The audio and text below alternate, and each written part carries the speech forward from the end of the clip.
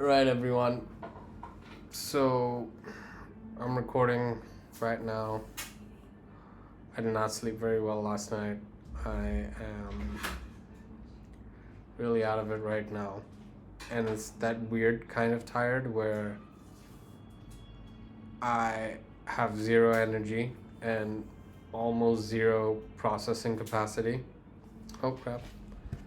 I need to hide my stuff. Almost zero processing capacity, and I'm still just gonna push through this. I haven't. I've been dedicating. I have dedicated my day today to my family, but even if I hadn't done that, like honestly, I don't have the processing power to have done much today. So I am focusing on just reading as much of the context VAR's documentation, whether or not I understand it, for the next 10 minutes. I'm going to start 10 minute timer. Let me open up Safari. I'll just do it right here. 10 minute timer. It should start that. Tap to unmute. Yeah, because I don't want that muted. Alright, where is context vars? Context vars. Python. Context variables. This module provides APIs to manage, store, and access context to local state. The context var class is used to declare and work with context variables. The copy context function and the context class should be used to manage the current context and asynchronous frameworks. Context managers that have state should use context variables instead of threading .local to prevent their state from bleeding to other code unexpectedly when used in current code. See also PEP 567 for additional details. I feel like reading the PEP will be useful in terms of maybe understanding the context a bit better of why this module came to be, and maybe like clue us in on how it helps with Trace ID stuff. This PEP proposes a new context vars module and a set of new CPython-C APIs to support context variables. This concept is similar to thread local storage, but unlike TLS, it also allows correctly keeping track of values per asynchronous task. What is thread local storage? I'm curious about what thread local storage is, so we're just going to look that up. Hello. TLS is a memory management technique in computing. Are you okay, babe? Yeah, I just hit my... Yeah, you have to be really careful, and just like whenever you like it's not actively being used, you need to be careful about making sure it's flipped upwards. Otherwise यही होता है. मेरे साथ भी 2-3 बार हो चुका है. Are you Actually, okay? I fixed this. Yeah. Are you okay? Yeah. Okay. And I fixed it. This is all getting recorded, by the way. It's okay. Huh. This is fixed. I'm gonna keep them in your cupboard. Okay. Chalo, bye. Love you. I'll be done in 10 minutes, and I'll be right there. Okay, so thread local storage is a memory management also. Let me check my... Yeah, okay, my mic mode is standard, so you guys are getting a lot of background noise. I'm sorry. Thread local storage is a memory management technique in computer programming that allows each thread within a multi-threaded process to have its own unique independent instance of a variable that would otherwise be shared globally or statically. I see.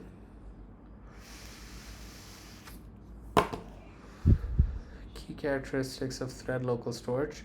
Thread specific data. Unlike global or static variables which are shared among all threads in a process, TLS ensures that each thread gets its own private copy of the variable. Modifications made by one thread to its TLS variables do not affect the copies held by other threads.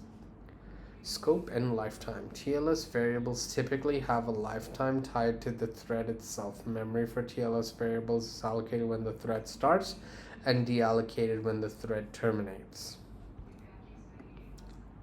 which are shared among all threads in a process. TLS ensures that each thread gets its own private to TLS variable do not affect the copies held by other threads.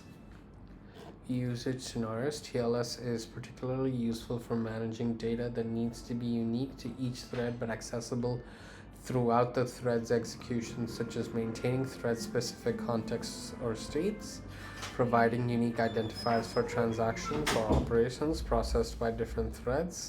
Say hello to my wife. She's waving at you guys.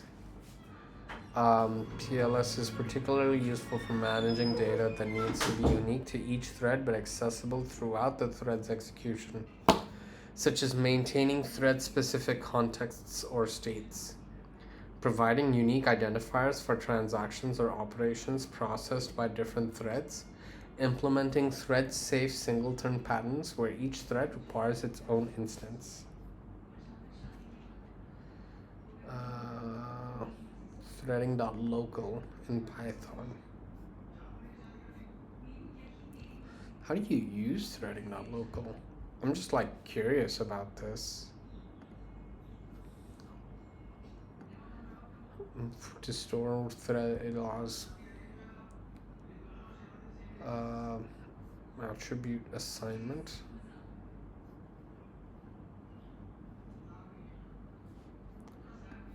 Attributes assigned directly to the threading.local object. When a thread assigns a value to an attribute, that value is stored specifically for that thread. Threading.currentThread.name myDate value. Attribute retrieval. When a thread retrieves an attribute from the threading local object, it gets the value that it previously stored, or attribution error if it hasn't stored a value for that attribute.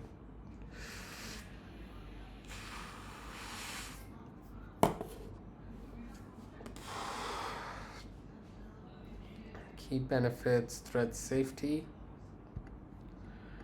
Inherently provides thread safety for the stored data. Each thread operates on its own copy, eliminating the need for explicit locks or synchronization. Okay, so I mean, I'll check it in more detail later because this is actually kind of cool stuff. In fact, I am going to, I'm gonna do that, and I'm gonna save this tab group. New tab group with 4 tabs. Call it cool stuff because it is cool stuff to explore. But getting back, I think what I want to do is, in my remaining time, fast do trace IDs, fast API, or I'm just gonna do something like that.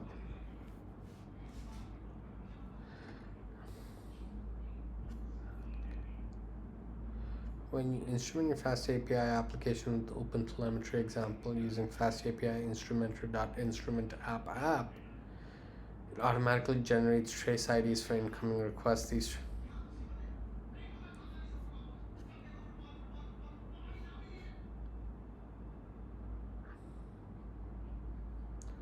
okay, what in the absolute shit is OpenTelemetry?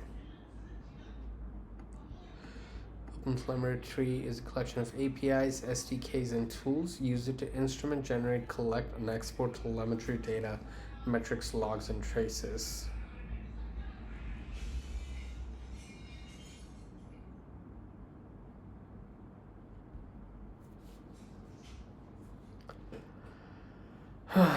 OpenTelemetry, okay, I already read this.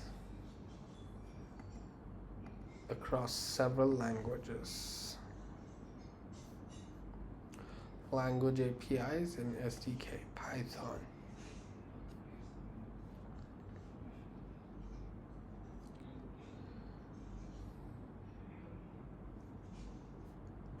What is the difference between getting started dev?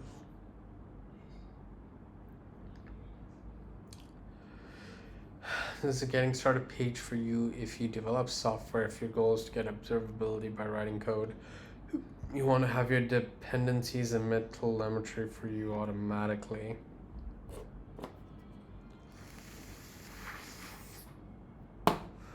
OpenTelemetry can help you to accomplish your goals of having your dependencies instrumented automatically and instrumenting your own code with our API manually. We recommend that you learn the following concepts first.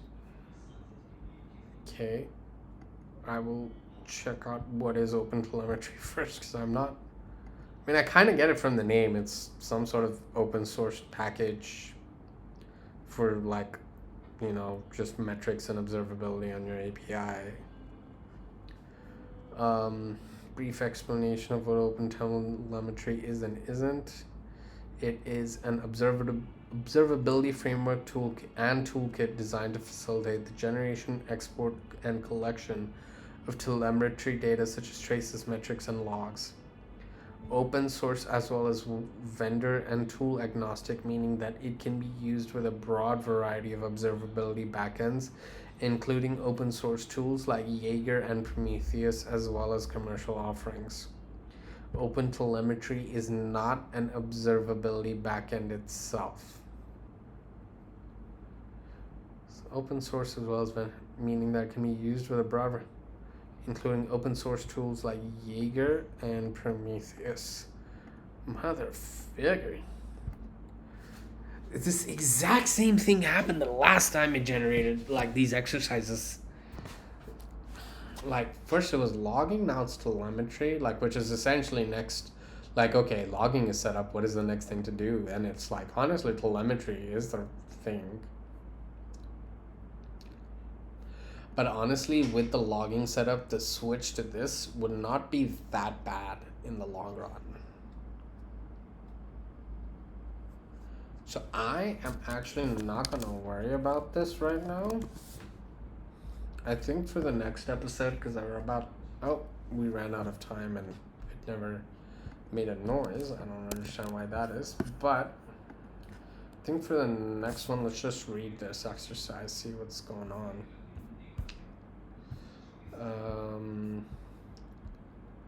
Data model and migrations. Minimal schema for symptoms plus messages plus blobs. Do tables and key fields. User profile ID. External ref created at mine. External ref equals WhatsApp phone, etc.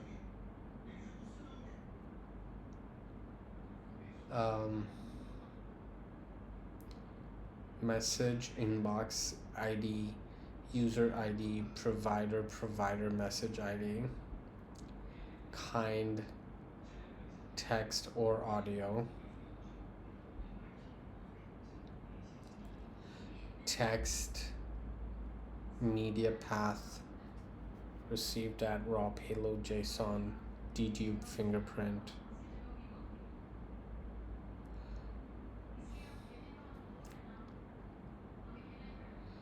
audio transcript ID, blank, except Alembic migration runs clean, FK integrity, unique provider message ID plus unique dedupe fingerprint. Jesus Christ.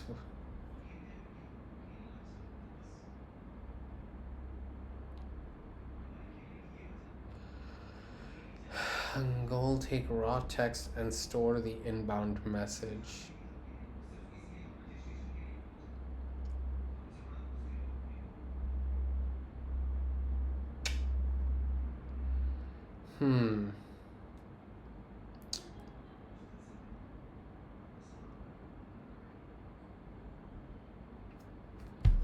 Rule-based extractor, visa. I don't know. I feel like this thing is going off on a tangent here. I think I should just make a mechanism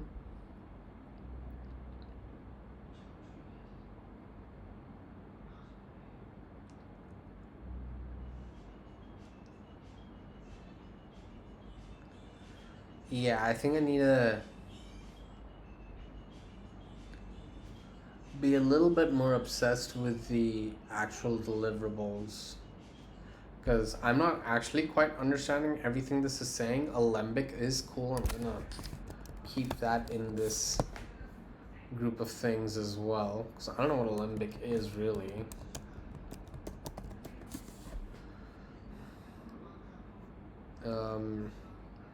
Yeah, I think these coding exercises are now starting to be a bit of a bust. I'm not sure why. Didn't suck nearly as hard before, but right now I just, or maybe it's just trying to teach me something I don't understand. It's like from 0 to 1, it's like a lot. It's also potentially because it could be assuming a bit much of my capabilities considering my recent chats. I don't know. I don't know. Anyways, I think that's it for me today. Thank you all for watching, and I'll catch you on the next one where I think we're gonna set up like a WhatsApp business like playground account or something like that. Yeah. All right. Take care, everyone. Bye.